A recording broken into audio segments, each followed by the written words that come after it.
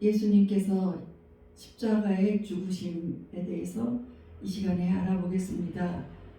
지금은 사순절이에요. 사순절은 주님이 겪은 순환 그 기간을 말하는 거거든요. 그래서 부활절이 올해는 4월 17일이 부활절입니다. 그래서 거꾸로 해서 40일 동안 그때 해당되는 주일은 빼고 40일을 계산해서 40일, 그 40일을 사순절이라고 하죠. 그 사순절은 초대교회 교회의 성도님들이 그리스도께서 우리의 죄를 대신해서 십자가에 돌아가시고 우리를 대속해서 사셨어요. 그래서 그 흘리신 피를 기념하는 그 순환에 동참한다는 의미를 가집니다. 그래서 그 기간 동안에는 막 오락이랄지 화려한 옷이랄지 막 잘 먹고 막 좋은 음식이랄지 고기 같은 것을 많이 자제해 달라고 했었습니다. 그리고 좋은 일, 자선을 하거나 예배를 참석하거나 기도나 찬양 이런 것은 권장하지만 너무나 막 즐겁게 뛰놀거나 막 이런 것은 좀 자제해 달라는 그 기간이에요. 그래서 지금 이 기간 동안에 주님께서 십자가에서 돌아가심은 어떤 의미를 갖고 있는지 우리가 알아봐야 되겠습니다. 예수님은 빌립보서 2장 6절에 근본 하나님의 본체이세요.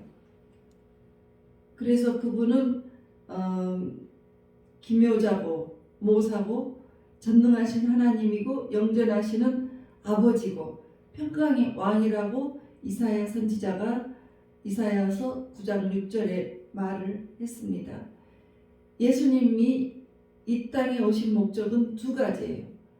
하나님께서 우리 천지를 창조하시고 또 우리 인류를 만드셨는데 인간들이 너무나 죄가 많아요. 그래서 이 죄를 구약에는 죄를 없애기 위해서 어떻게 했습니까? 짐승을 잡아서 드리고 번제로 그 피를 빼고 그 번제로 우리의 죄를 그 짐승에게 대신 전가를 했습니다. 그래서 죄를 깨끗하게 했는데 너무나 예배 드리는 것이 번거롭죠. 그래서 인간을 통해서 죄를 그 모든 의식을 한 사람을 통해서 해결하려고 하시는데 그 사람은 점도 흠도 없어야 돼요. 그런데 하나님께서 보실 때 구약의 사람들을 쭉 보실 때 하나님께서 그토록 쓰셨던 모세도 죄가 많고 또 다윗도 너무나 사랑하셨지만 다윗도 죄가 있어요. 이 세상에 그래서 죄가 없는 사람은 한 사람도 없었어요. 그래서 하나님께서 너무나 이 인간들을 위해서 그 애통한 심정이 되시고 그리고 그분이 대신 예수님으로 대신 오셨습니다. 그래서 마리아의 몸을 통해서 그분이 탄생을 하신 거예요. 그분께서는 예수님께서는 아무런 점도 없고 흠도 없고 그래서 모든 인류의 죄를 대속할 수가 있는 것입니다. 그래서 예수님이 오신 목적은 마태복음 1장 21절에 보면 죄인이 된 우리는 다 죄인이었잖아요. 죄인이 된 자기의 백성을 죄에서 구원하기 위해서 오셨습니다. 왜? 예수님을 믿음으로 해서 우리가 죄에서 구원이 되기 때문에요. 그리고 또 한 가지의 목적은 요한일서 3장 8절에 보면 마귀를 심판하러 오셨어요. 그래서 이 마귀를 심판하기 위해서는 예수님께서 공중에서 십자가에 매달려서 죽으셔야만 구원을 이룰 수가 있었습니다. 히브리서 2장 14절에 보면 예수님이 죽음을 통해서 죽음의 세력을 잡은 자 마귀를 멸하신다고 하셨습니다. 그래서 예수님이 죽으셔야지 죽음의 권세를 가진 사탄 마귀를 멸하십니다. 사망 권세를 가진 자가 마귀인데 예수님이 죽으심으로 해서 어떻게 마귀를 이기시는가요? 그것은 우리가 이전에는 죽은 사람은 다시 부활을 할 수가 없었습니다. 그런데 예수님은 살아나신 거예요. 그래서 부활하심으로 해서 죽음의 권세를 깨뜨리셨습니다. 사망 권세도 이기셨습니다. 이것을 이길 수 있는 사람은 단 한 분, 이 사탄 마귀를 이길 수 있는 사람은 단 한 분, 우리 하나님이세요. 그래서 하나님께서 죽음의 권세를 잡은 마귀를 이길 방법을 이렇게 쓰셨는데 예수님께서 죽으시고 다시 살아나셔야지 마귀의 권세를 깨뜨리시는 것이에요.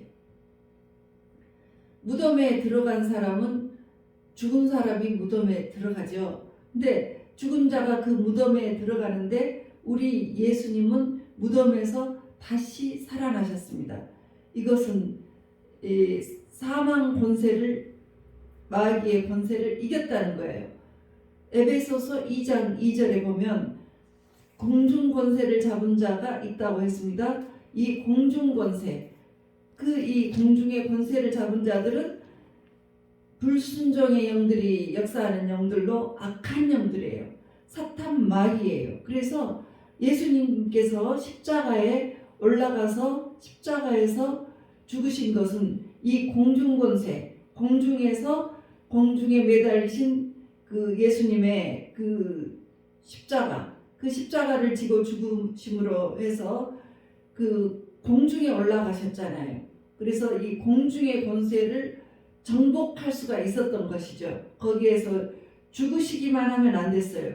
죽으시고 다시 살아나심으로 해서 마귀는 완전히 이 권세가 이 예수님 아래서 사망 권세가 완전히 예수님이 이겨버리셨습니다. 구약에서는 민수기 21장 8절 9절에 보면 불뱀에 물린 자들을 그 자들은 장대에다가 뱀을 달아서 그 공중의 뱀을 보면 산다 해서 모세 시대에는 그렇게 했습니다. 그런데 그 이후에 1500년 후에 예수님이 우리를 위해서 오셨을 때 요한복음 3장 14절에서 15절에 모세가 나무에 뱀을 든 것 같이 인자도 들려야 할 것이다. 이것은 예수님의 십자가 사건을 말을 한 것입니다. 예수님도 십자가에 들렸습니다. 공중에 들렸습니다. 그래서 이제는 그 예수님을 믿는 자에게 영원한 생명이 주어졌습니다. 그래서 공중 권세를 잡은 불순종의 영의 사탄 마귀를 우리 주님께서는 완전히 잡아버리셨습니다. 창세기 3장 15절에 여자의 후손이 너 머리를 깰 것이다. 누구의 머리를요? 사단 마귀의 머리를 부셔버릴 것이다.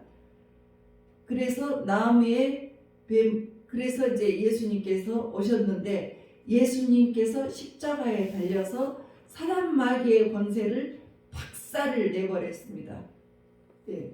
여자의 후손이 예수님이 네 머리를 사단 마귀의 너의 머리를 박살 내버리셨습니다.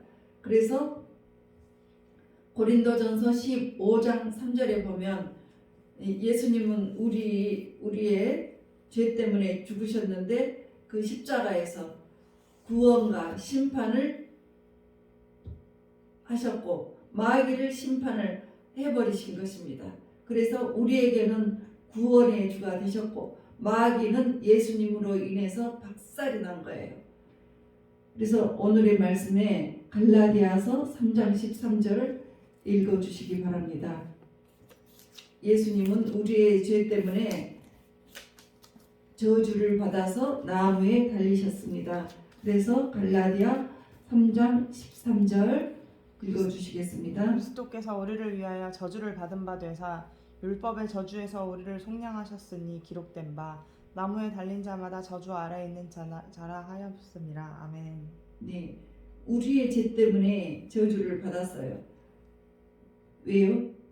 예수님이 죄가 있는 것이 아니고 우리의 죄 때문에 우리를 죄에서 구원하시기 위해서 이제 십자가에서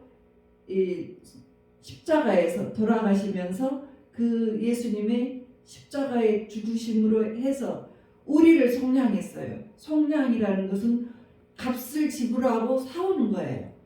그렇죠? 그래서 십자가에서 죽으심으로 해서 그 값을 지불하신 거예요. 누구한테? 마귀한테. 내 죄값을 예수님께서 예수님의 죽음으로 속량, 죄값을 지불하셨습니다. 그리고 우리는 이제 내 저주를 십자가에서 예수님이 다 가져가 버리신 거예요. 그래서 십자가에서 그렇게 일을 치르셨습니다. 그래서 로마서 8장 1절에 보면 그리스도 안에 있는 자는, 그러니까 예수님을 믿는 자들은 누구든지 정죄함이 없다. 이 죄가 이제 죄 있다 하지 않는다 이러죠. 그래서 히브리서 9장 12절 예수 피는 우리를 영원히 속죄하셨습니다. 예수님의 죄로 우리가 죄를 회개를 하면 우리의 죄가 없어지는 거예요. 모든 죄가 다 없어집니다. 죄 사함을 받는 것입니다. 이렇게 귀한 예수님의 십자가의 죽으심에 대해서 7가지를 요약하겠습니다. 우리가 이 사순절 기간 동안에 예수님의 죽으심에 대해서 여러분들이 잘 그것을 마음속에 간직을 하시고 예수님에 대해서 더 깊은 사랑을 느끼시기를 바라겠습니다. 마가복음 15장 25절 제3시에 십자가에 못 박히셨습니다. 그리고 마가복음 15장 34절에 보면 제9시에 돌아가셨습니다. 그러니까 이 십자가에 6시간 동안 달리셨는데 이미 달리시기 전에 많은 고통을 겪으면서 골고다의 언덕으로 올라오셨습니다. 그래서 6시간은 좀 빨리 돌아가셨다고들 말들 하십니다. 왜냐하면 그 이전에 골고다 언덕에 오르실 때 십자가를 지고 오르실 때 그 로마 병사들이 이 채찍으로 막 예수님을 칠 때 그 채찍 끝에는 갈고리를 달아놨습니다. 그 갈고리는 짐승의 뼈로 이렇게 갈아가지고 낚시바늘처럼 만들었어요. 그래서 이제 딱 때리고 이렇게 잡아당기면 그 갈고리로 해서 살점이 막 뚝뚝 떨어져 나와요.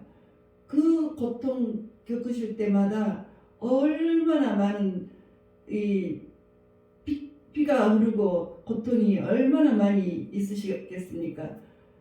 그래서 이 모든 고통, 엄청난 고통을 다 피로 아주 범벅이 되고 주먹으로 얼굴을 치고 침 뱉고 이런 모든 수모를 다 겪으시면서 주님은 십자가를 지고 올라오시고 그리고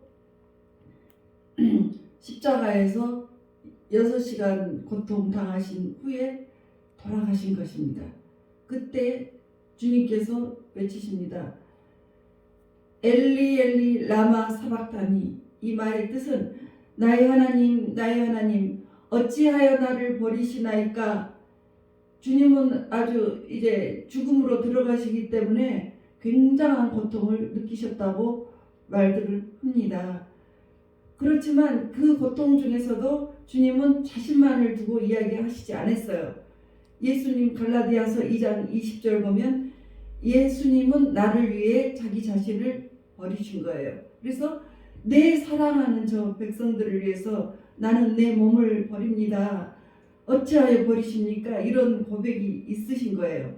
그리고 두 번째 누가복음 23장 34절에 보면 이제 자기를 위해서 못 박는 사람, 죽이라고 하는 사람들, 그런 사람들에게 아버지 하나님께 합니다. 말을 합니다. 아버지, 저들의 죄를 사하여 주시옵소서.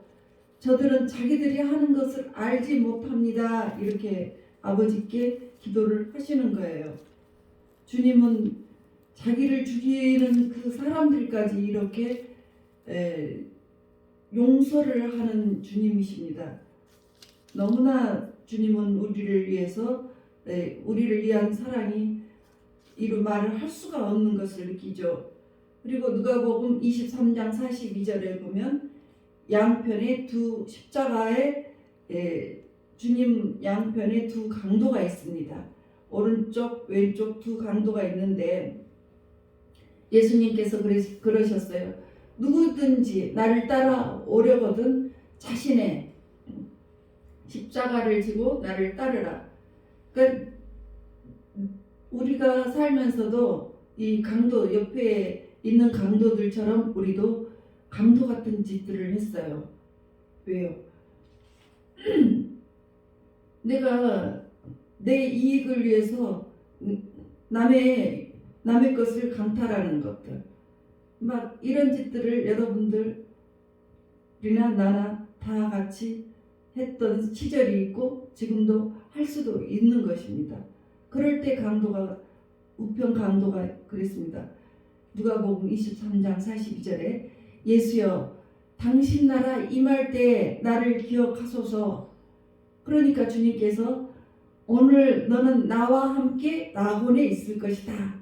이렇게 말씀하셔요. 그러니까 우리 여러분들 이 땅에서 여러분들 강도같이 살아오셨겠지만 나는 죽기 전에 이 우편 강도처럼 이런 고백을 여러분들이 하시고 이 좋은 곳 천국으로 가시기를 희망을 합니다. 왜냐하면 그렇게 고백을 하니까 주님께서 오늘 너는 나와 함께 낙원에 있을 것이다 하셨잖아요.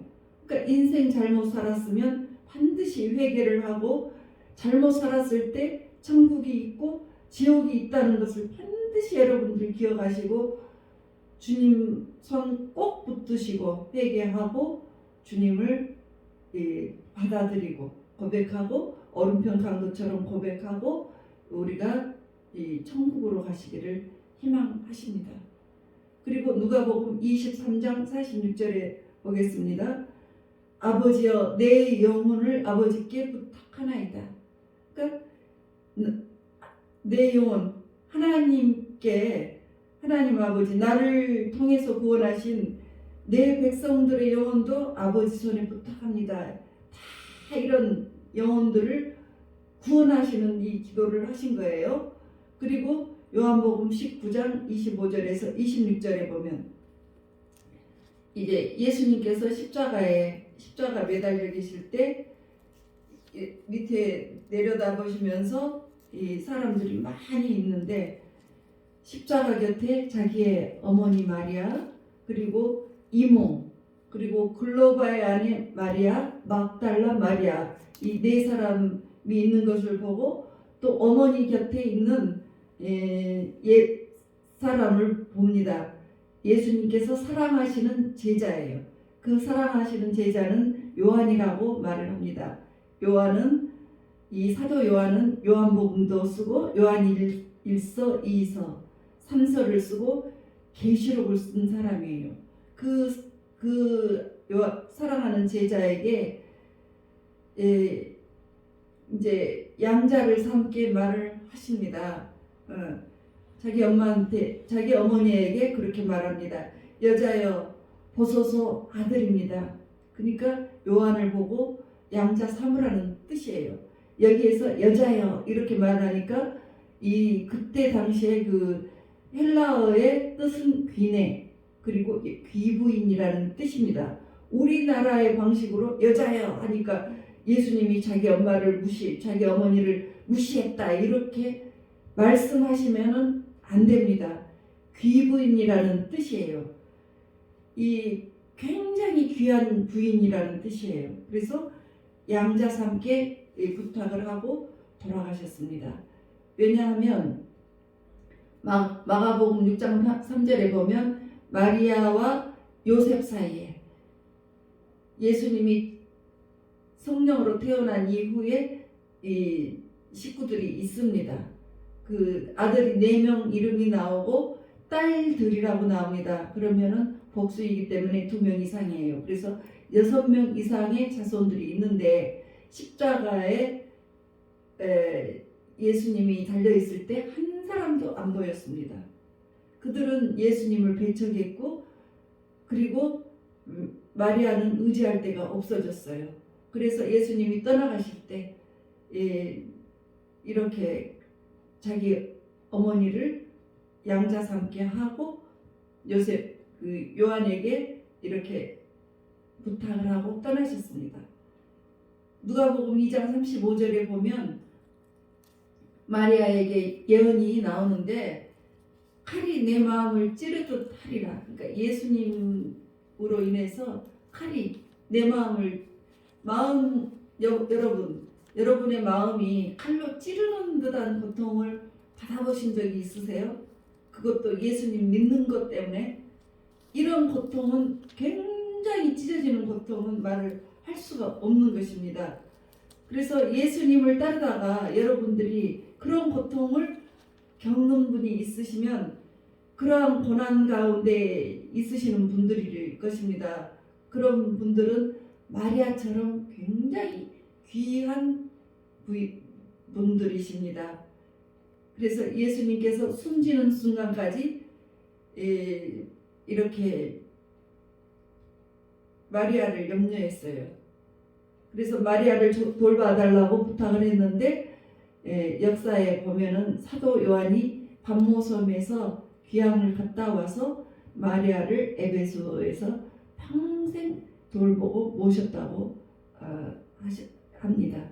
그리고 6번째 요한복음 19장 28절에 보면 십자가에서 이제 피와 물이 다 쏟아질 때 예수님께서 내가 목마르다 이렇게 말씀을 하세요. 그러니까 목마른 인생들에게 누구든지 예수 믿으면 내 인생의 목마름을 십자가에서 다 몫을 받게 됩니다.